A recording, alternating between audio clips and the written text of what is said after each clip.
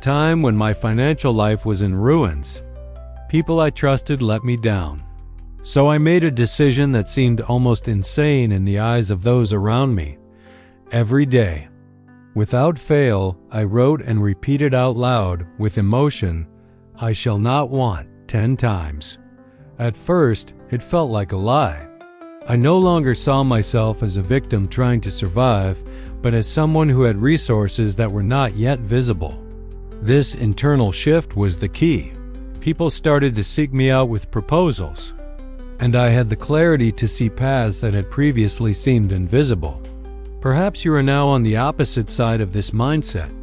Maybe bills are piling up, uncertainty is your daily companion, and the feeling of lack is so ingrained that you believe this is your permanent reality. But what I learned, and what Psalm 23 taught long before I was born, is that scarcity is, first and foremost, a mental condition. And it is this constant, emotional, repeated affirmation that begins to reorganize how you see and react to the world. When you plant this phrase in your subconscious, it starts to act as a filter. Situations that would have once made you give up are now seen as temporary challenges. Opportunities you would have ignored begin to catch your attention. It's as if an internal radar is activated. And this is not magic. It is behavioral science combined with faith.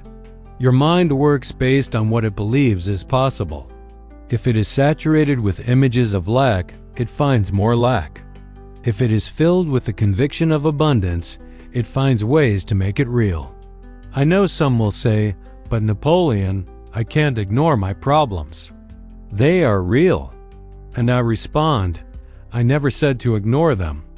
I said not to let them dictate your identity. There is a huge difference between facing a challenge with the mindset of someone who is lost and facing it with the mindset of someone who has already decided they will win. The first posture paralyzes. The second moves you forward. And if you are wondering if this works for everyone, I assure you, yes, as long as you decide to sustain this belief with emotion and consistency. So, do something simple yet powerful. For the next 21 days, before anything else in the morning, affirm out loud and with intensity, "I shall not want." Don't just say it, feel it. Imagine yourself living in this abundance. Because this is the law that moved the great achievers I have known. Everything the human mind can conceive and believe